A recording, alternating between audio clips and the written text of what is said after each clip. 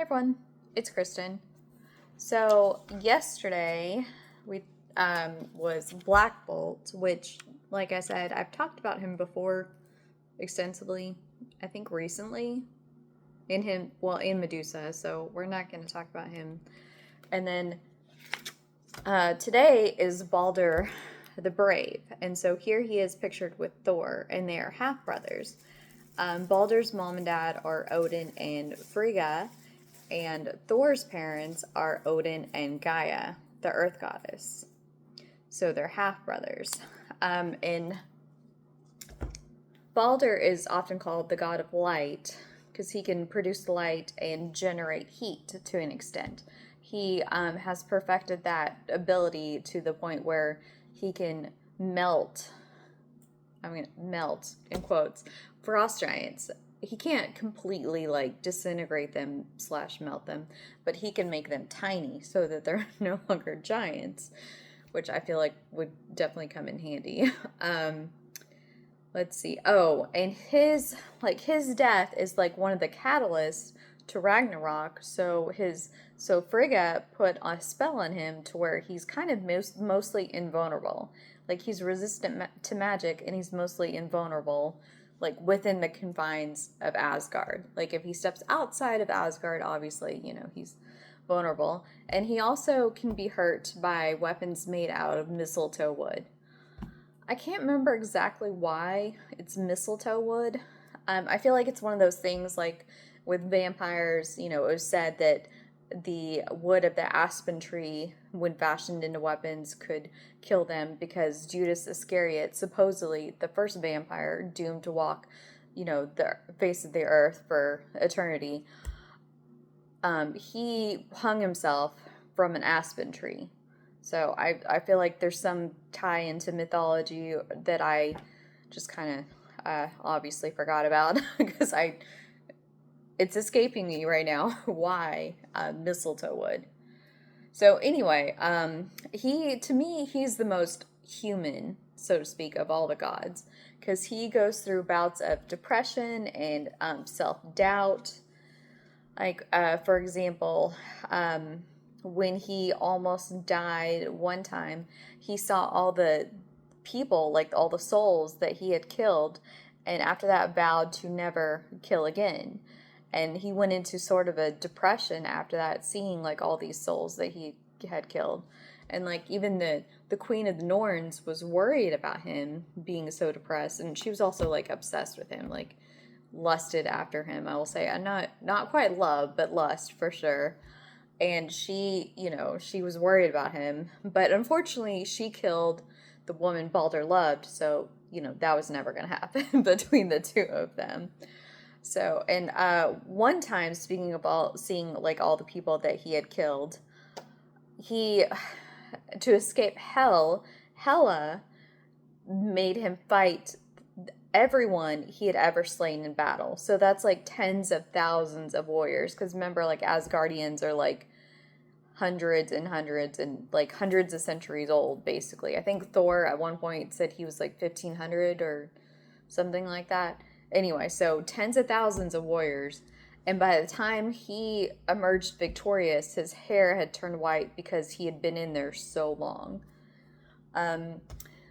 Let's see, Balder has been the king of Asgard, the ruler of Asgard, a couple times. One time when Thor left to go fight Odin. One time when Loki manipulated Balder because, of course, being Odin's son and Frigga's son, he has kind of a claim to the throne. One time Loki manipulated him into banishing Thor, so therefore he became the ruler. But what happened was Loki, being Loki of course, was in league with Doctor Doom, and they moved Asgard to Latveria, and Balder was upset with himself for falling for Loki's schemes. And he didn't think he should be ruler. But even Thor was like, no, it's okay. You're a good king. So he, like I said, the whole self-doubt plagues him. And he's just, he's very unsure of himself. So, like I said, I find that very interesting in a character, especially a character who's supposed to be a god. So, let's see. I think that's all that I was going to say about him. I think so. And I believe he became one of the members of the Council of the Gods, like on Earth. Let's see. Oh, so in the stamp series, we have the Mandarin. And this stamp is from Thor 226. Oh, Balder. Yeah, Journey into Mystery 85. So basically 2 issues after Thor was introduced. So anyway, the Mandarin was Strange Tales number 50. So Thor 226, August 75, also appears in Amazing Adventures number 24, May 74. Incredible Hulk number 184, February of 75. Not very long after, ironically, not very long after Wolverine was introduced. That's funny. I didn't even intend to wear this shirt because of that. So this image is from the Incredible Hulk 107, September 68, art by Marie Severin and Frank Giocoso, redrawn by John Romita Sr. The artwork that appears on top of this, the artwork that appears on the stamp is the original cover art by the 2 I mentioned, and then later would appear on the cover of Marvel Superheroes number 61, November 76. So there's that, and Dazzler is back in the tray sleeping. That's just what she does now. While I film these videos, she sleeps. Oh, well, I was going to move her over, but I don't want to disturb her, actually. But anyway, she's in the tray sleeping, so she's being awfully cute. So, there's that, and then we'll show you this again. And, of course, the Mandarin appeared in the Iron Man movie, but I don't, of course, consider that to be the Mandarin, the real villain, because, he was just, they had Ben Kingsley pretend to be the Mandarin, but he was really an actor just pretending to be a villain. That was a weird choice for the movie. I didn't understand that. The Mandarin supposedly said that his parents were an English noblewoman, and that his father was respected, but they died when he was young, and he was raised by his aunt, who was kind of honestly bitter towards the world. So she kind of raised him with that mindset. And of course, he has tried to conquer the world numerous times. He's a genius inventor, engineer, something. I can't remember exactly. Some kind of genius. And of course, a master of martial arts. And he found the 10 rings. They were actually alien tech. And he found these 10 vessels that he fashioned into rings. And each ring has a special kind of power. So one is fire, ice, light, darkness, as in this ring can create darkness, absorb the light. One is electricity, one is, controls air, vortex of air. One's kind of like a tractor beam. It attracts and repels molecules or objects. One can destroy the bonds between atoms, so basically disintegrate things. One can speed or slow down atoms, which I found this one interesting because this means he can change a bunch of stuff. He can turn man into stone. He can make mountains into monsters. And the most interesting to me is he can change the appearance of clothes. He can change clothes. So that would be so awesome because I hate shopping. So I would love to be able to, the whole unstable molecules that a lot of the superheroes use for their costumes, and then they can, make them into like regular clothes and stuff. I would love that. That would be so cool because I really don't like shopping. I mean, most of my wardrobe is, you know, superhero t-shirts, shorts, jean shorts or jeans. And then I have dresses that I bought years ago, but I have not shopped like in a while because I just don't like shopping. It's hard to find clothes. Like if I'm sure if there are any girls watching this, they get it. They get what I'm saying. It's just easier for guys to find clothes. Like that's a fact. So anyway, I thought that was really interesting, a really interesting aspect of the ring because I would love that. And I got them all. No, I think there's one more that like he can manipulate people, like control their thoughts or project illusions or something. Um, I think that's all of them. I don't know. Let me know if if that's 10. I'm not positive that it's 10. So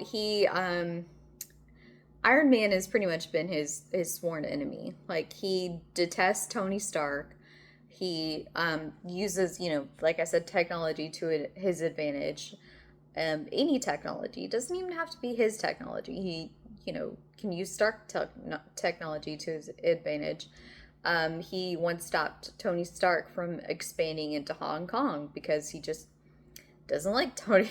He doesn't like Stark. I mean, he does have this sense of honor, though, the Mandarin.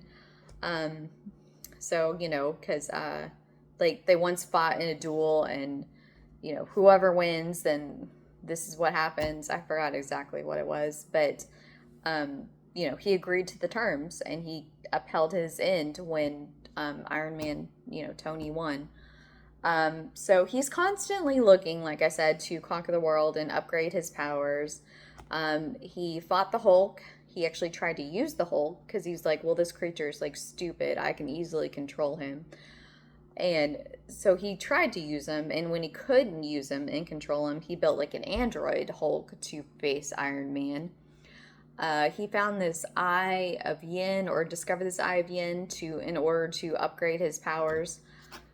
But Black Bolt stopped him and scattered his rings. But when he went back to the crash site, the Mandarin, he found this headpiece, this headband that actually could control the rings, and he was able to call them back to him. And that's one of the things, is that the rings will always go back, to their master.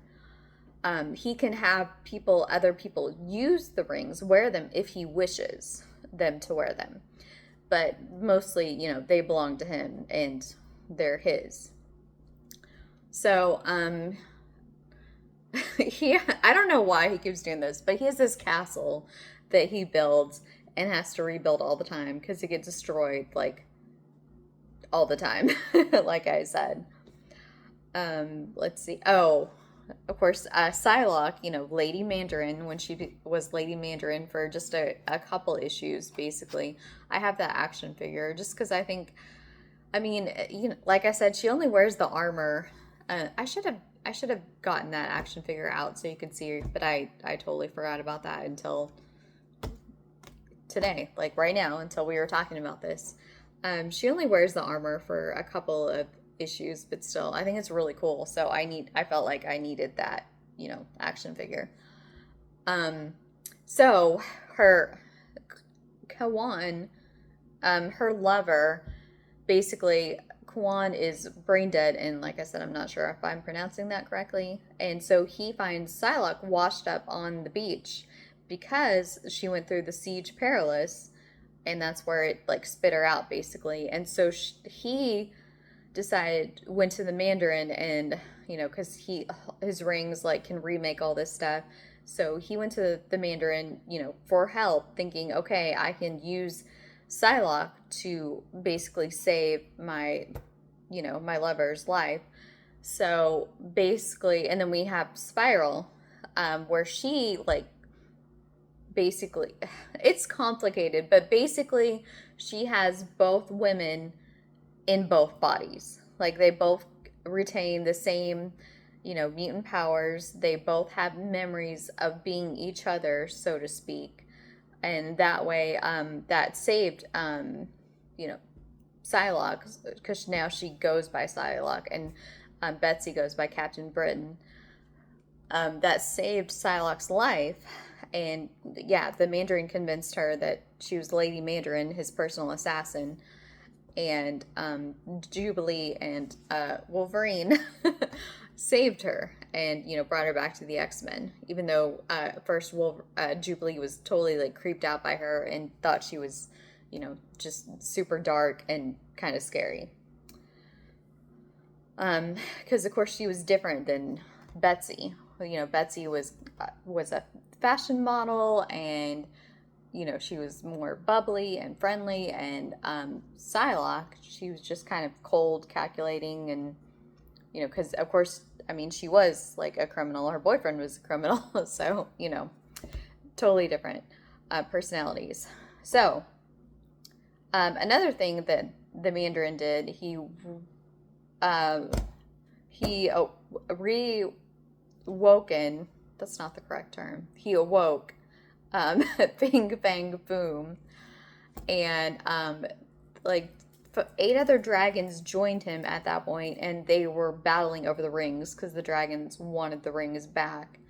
And Iron Man managed to use the rings and his power to get rid of the dragons, and in the process he actually vaporized the Mandarin's hands, and they grew back later as like reptilian claws. So that was kind of weird.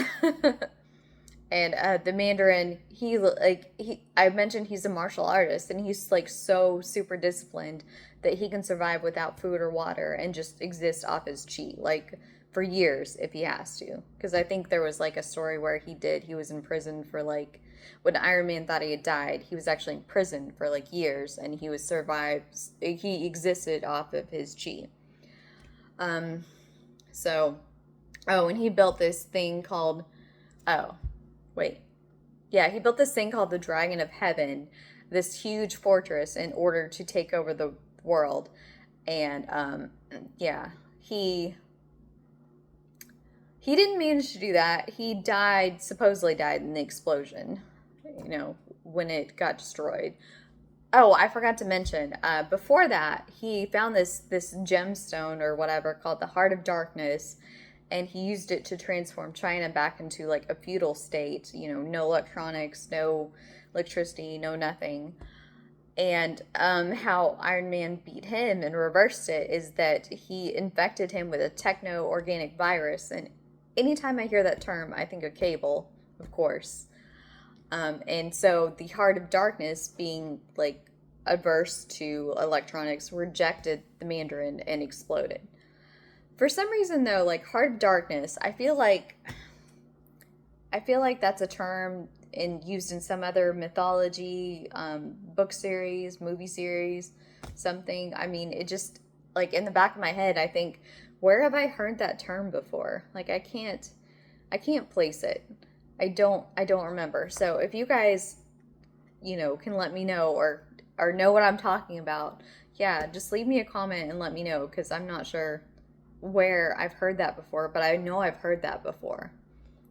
So anyway, or maybe it's just a generic term that people use. Like I said, I'm having trouble placing it.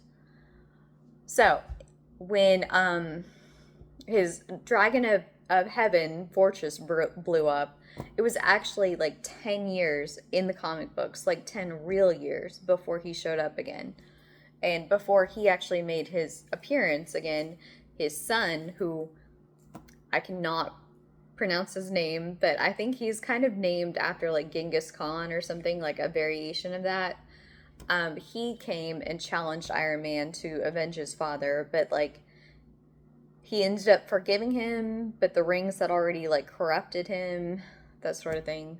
So when the Mandarin finally does return, he uses S.H.I.E.L.D. to actually attack Iron Man, like uses, S.H.I.E.L.D., like their technology and everything.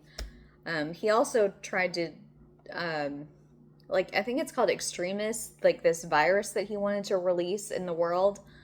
And it's supposed to wipe out like 97% of the population. Okay, so I feel like if you're a villain, why would you want to wipe out like almost all the population? Like, who would you have to rule? But then I guess then, of course, you will only have like 3% of the population, and that's not really like enough of the population to rise up against you, and they might be too scared of you to do anything. So I think I just answered my own question. Anyway, and it we find out that actually the rings are like sentient, like by themselves, and all this time Mandarin had been a slave to the rings, and they kind of made him do this where they made him kidnap Tony Stark, and they wanted Tony Stark to build them new bodies, basically, and that had been the plan all along, apparently.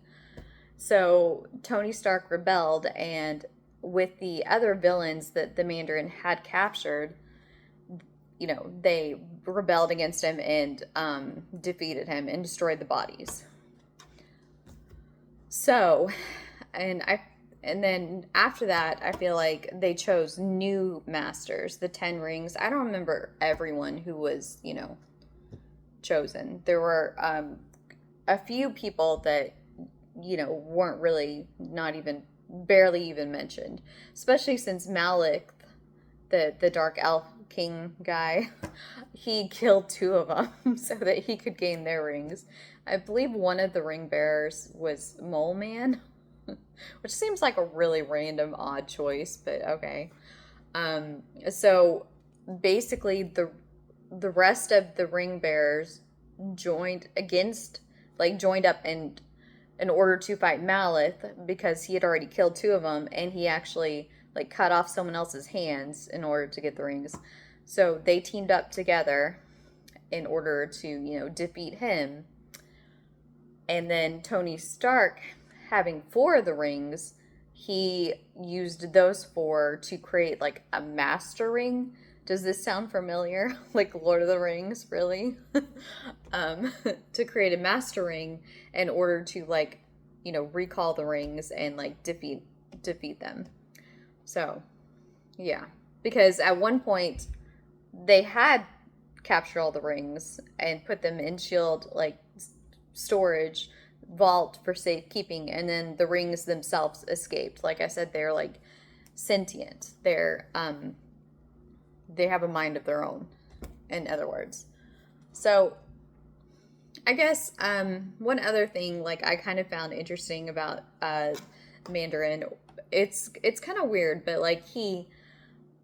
there's this, maybe this is where they got the Iron Man, you being an actor sort of thing, villain from in the movie, because at one point a director wants to make a movie of Mandarin's life, and he starts digging and finds out that the Mandarin's mom was not an English noblewoman, but she was like a prostitute in an opium den. And so of course the Mandarin, who is he thinks very highly of himself and is, pretty arrogant. I wouldn't say to the point of Doctor Doom, where he talks in the third person all the time. But he is not happy about this movie that the director's, doing. And he tells him, hey, this is the way you need to do this movie. And the director says, no, I'm going to do it this way because this is, closer. I feel like this is closer to the truth. So basically the Mandarin kills him and then is bummed because he didn't really want to kill him because he likes his movies. It's just kind of maybe that's where they kind of got the whole actor whatever thing, for the Iron Man movie. I don't know. It was still I feel like an odd choice. But anyway, I mean, he's a really interesting character though. He has he's super powerful. He has 10 superpowers basically. Some of them I remember take a little bit of time to recharge, but still he has all these powerfuls. Oh, and he can teleport. I don't know if I said that, but yeah, he has the rings, teleport. He has all this tech, this technology at his disposal. So he's just like, he's super powerful. And I feel like some people kind of take that, like, don't take that into consideration. So anyway. Oh, okay. Well, Dazzler's awake. So, I mean, I don't think she's like barely waking up. So, but she's just cute when she, obviously when cats are starting to wake up. Well, she's just cute all the time. But so anyway, now I'm just rambling. So I hope you enjoyed this video, and I hope you will join me in the future for more videos. And if you can think of the Heart of Darkness, where that comes from, yeah, let me know, because it's still bothering me. I still don't remember where that's from. So if you could let me know, I'd appreciate that. So until next time, bye.